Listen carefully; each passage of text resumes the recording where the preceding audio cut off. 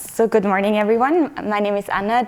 I'm going to talk about monetary policy and the firm-level labor share, a story about capital.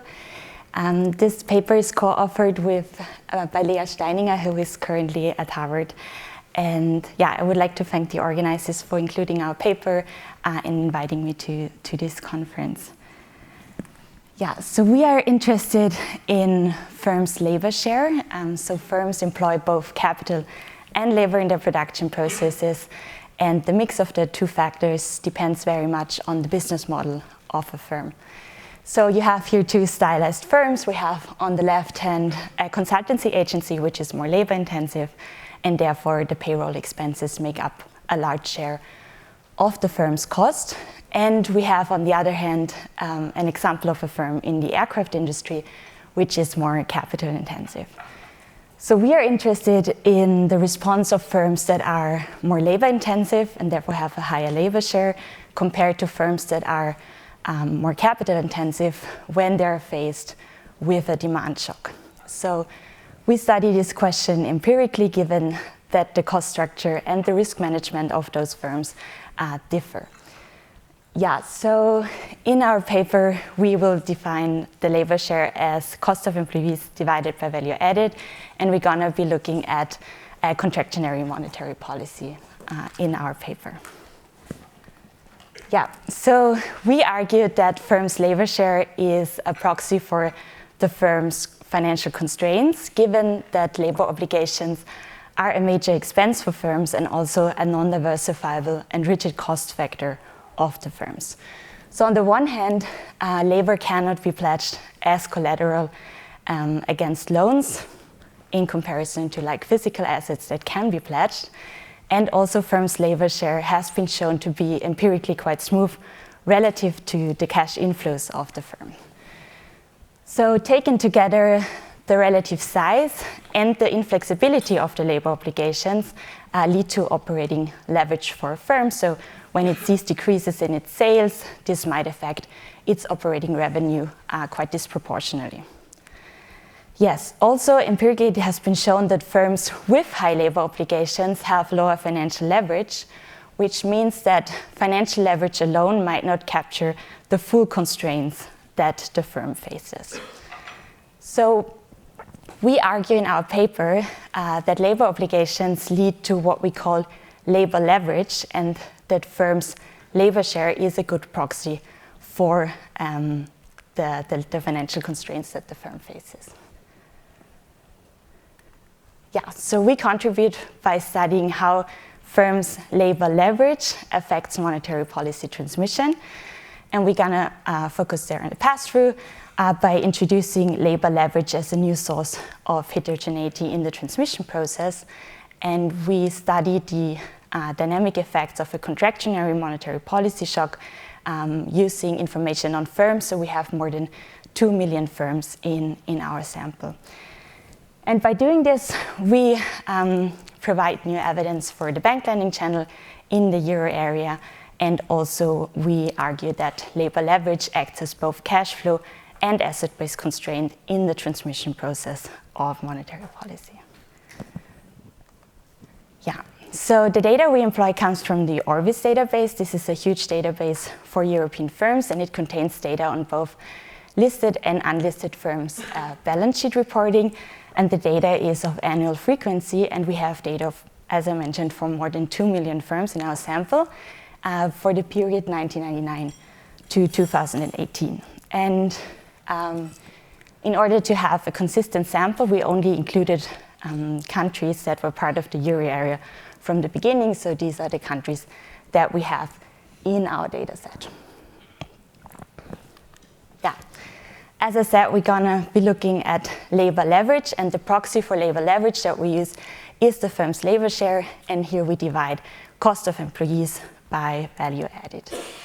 And we then take this large firm-level data set, so we have more than 15 million observations, and combine it with a measure of euro area monetary policy. And here we rely on the high-frequency identified monetary policy shocks by Rosinski and Karady. So given that we have this frequency problem, so the firm-level data is annual and we have the monthly shocks, we aggregate the shock using different weighting schemes. And recently we also employed some robustness checks where we use the month of the balance sheet reporting to also make use of the monthly variability of the shock series. Yes, and we employ all that in a local projection framework. So this is a very standard following Jordan, and we have on the left, we have our variable of interest, which is firm level investment. And here we're looking at the long difference in log fixed assets. So what we get is the cumulative response of firm level investment to the monetary policy tightening. And the coefficients of interest, sorry, here, are the betas here. So they show us how firms respond to monetary policy given the labor share group they're in. So we're gonna look at the distribution of labor shares among firms, and we're gonna group firms into 5 pins according to the distribution. So firms with a low labor share, for instance, are all firms that have a labor share that is equal or smaller to the 20th percentile of the labor share distribution. On the other hand, we have firms with high labor share, and those are all firms with a labor share that is higher than the 80th percentile. And we continue like that, and the baseline category is always going to be firms with a medium labor share. Yes, and then we include some controls for precision. So the alphas are the firm level fixed effects. We have the gammas are the time fixed effects.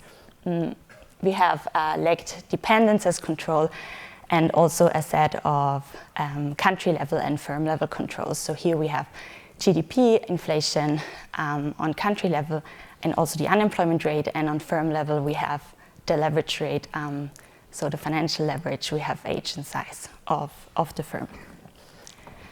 Yeah, so let me turn to our headline results. So we find, looking at the whole sample of firms, that a monetary policy tightening leads to a reduction in firm investment. And we are then interested in the differential investment response. So what you see here is you see the effect of each of the labor share groups, compared to the baseline up to 4 years following the shock. So we have percentage points, the differential impact in percentage points on the y-axis, and then we have the horizon up to 4 years on the x-axis. And what we see is, looking here at the panel on the left, is that firms with a small labor share and therefore a small labor leverage react by increasing investment relative to the baseline category. And we have here the cumulative response. So what it tells us is that firms with a low labor leverage, after 4 years, have investment is about 0.5 percentage point higher compared to firms with a high labor leverage. Looking then at the graph on the right-hand side, we see that firms that have a high labor share, therefore high labor leverage, react by decreasing investment relative to the baseline, which are firms with a medium labor share or labor leverage. Yes. So we study a few other firm dynamics as well.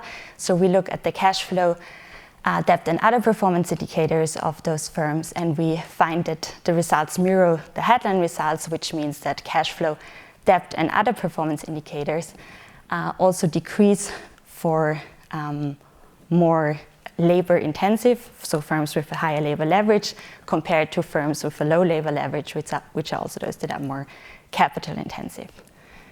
Yeah, and to provide some additional evidence for our argument that the labor leverage acts as financial constraint, we studied the bank lending channel by looking at firms' banking relationships. So we compare firms that have good banking relationships with firms that do not have relationship banking.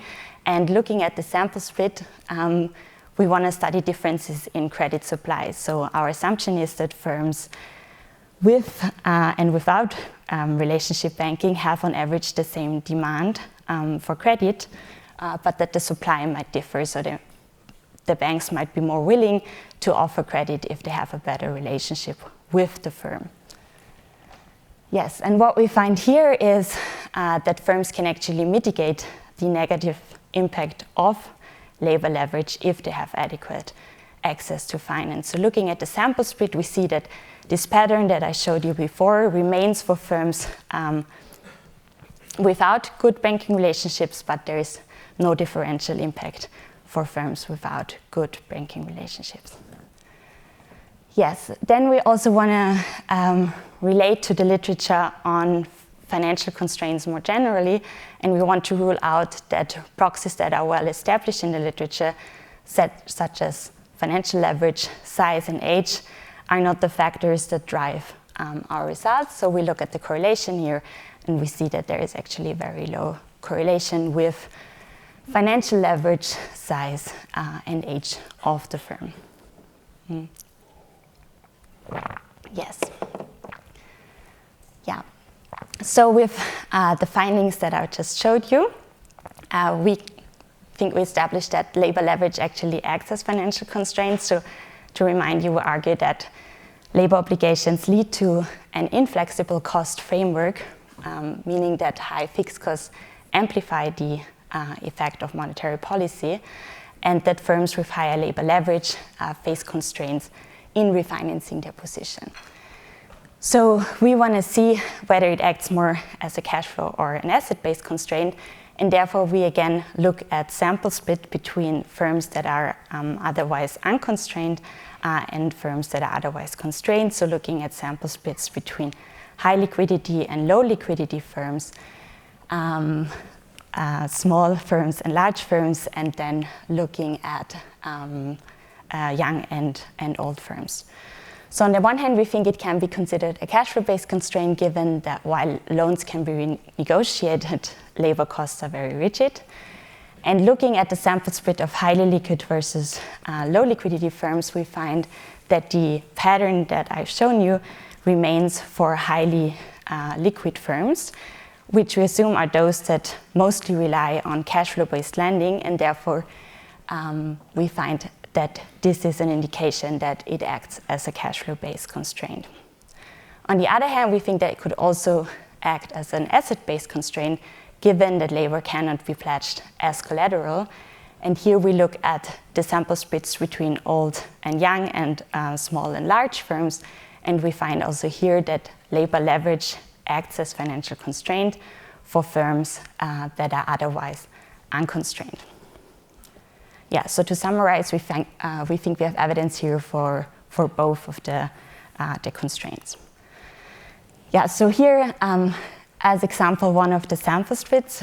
So on the top panel, you see the subsample of high liquidity firms, and in the lower panel, you see the subsample of low liquidity firms. And we see that the pattern that we had before, so this is again the differential investment response for the different labor share groups, always relative to the baseline category, which are medium labor share groups, still persists. But then for low liquidity firms, we see that the pattern is less strong than for firms with high liquidity. Yeah, so to conclude, we find that contractionary monetary policy decreases the fixed assets, cash flow, debt, and profitability of firms with high labor leverage relative to firms with low labor leverage. And we argued that this is a story about capital, so labor leverage acts as financial constraints in the transmission process of monetary policy. So after negative demand shock, the higher fixed costs make the firms with high labor leverage more vulnerable, and they are not readily adaptable to fluctuations in demand. On the other hand, labor cannot be pledged as collateral, so the high labor leverage firms cannot easily refinance their position due to their cost structure. And looking at different sample splits, given other financial constraints proxies in the literature, we find that labor leverage acts both as cash flow and asset-based constraint in the transmission. Yes, so thank you, and I'm looking forward to any comments or questions.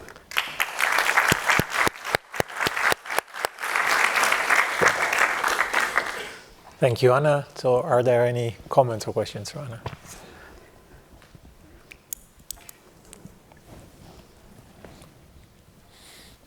Yeah, thank you. Thank you. Thank you very much. Very nice presentation. Just one question on the sample splits you showed. I think you defined them, right? Judging from the IRFs that you showed, right? So you just selected the sample splits you showed. They are not estimated or something. They're just, you collected the data in certain bins. Exactly. Because I was wondering, in principle, from what you showed, this, let's say, nonlinear behavior between the lower part of the sample showing this negative responses versus the positive. In principle, you could estimate also the exact labor share in your regressions with a threshold setup or something like that, right?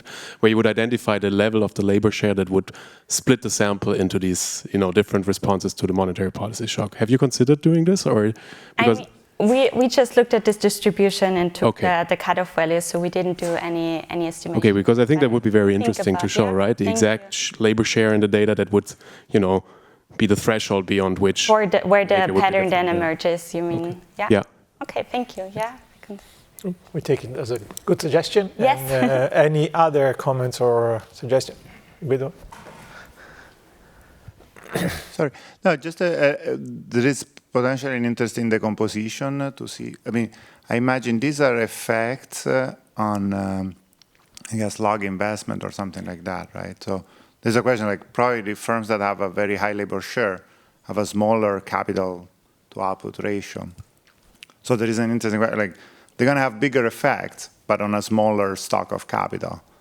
Yeah. So you mean to have a look at the interaction? Yeah, well, quantitatively, is that really going to matter a lot? Maybe, they have these huge effects, but there are firms that use so little capital anyways that, so I think there is an interesting question of aggregating and asking a little bit how quantitatively significant is this observation. Yes, thank you. We have